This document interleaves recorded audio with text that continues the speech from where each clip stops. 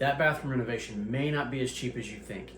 Here's how to properly budget before you start tearing out all that tile.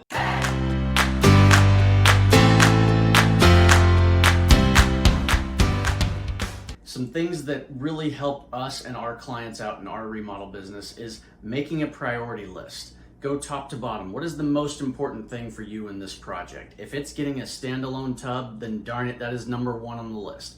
Number two, you need to get a second sink in there. Make that single vanity a dual vanity. What else is important? Create that list of priorities, and if you don't get it, then that's a deal breaker. You're not doing the project. But as you get lower on the list, maybe you don't need that chandelier over the tub and you're willing to get rid of that if that saves you money and gets you back within the budget that you're comfortable with. So, more back into what's realistic within my budget. Moving electrical, moving plumbing, those are some of the things that cost the most sometimes.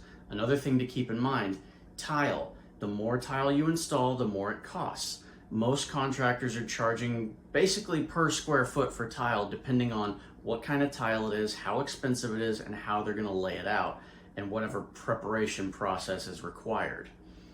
Some other things to keep in mind there, you have to get an extra 10-20% at least for tile, any type of flooring material, anything like that, because as you're going around the edges, you're gonna have cuts and waste. So if you need 50 square feet of tile and you buy 50 square feet of tile, you are going to be short, I guarantee it. Get at least 10-20% extra. Another thing to think about is your contractors. Is this a set hard price? They're going to charge $20,000 for labor and materials. Is this a estimate, kind of more like what we do, where it may go up or down just a little bit? Is this a time and material project where they're charging you whatever the materials cost plus however long it takes? So you really have no idea where you're going to end up.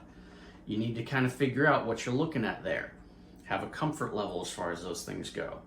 Something else to keep in mind, custom is always more expensive. You're spending more time, more energy on more knowledge, more experience, and more tools to build it custom on site. Whereas if you go buy it at the store, it's gonna be cheaper and it's gonna go in cheaper. It's gonna go in faster. All things to think about, plan accordingly. One more thing, permits. They cost time and money. You have to put together a plan that has to be taken to the permitting office. They have to decide yes or no, this works, or no, go back to the drawing board, give me some changes, I want to see more. Once you get your permit, then you've got to call in for inspections, then you've got contractors or yourself waiting for inspectors. Hopefully you pass, and if you don't, then you do it again, and there's numerous inspections for every project. All things to keep in mind as you go.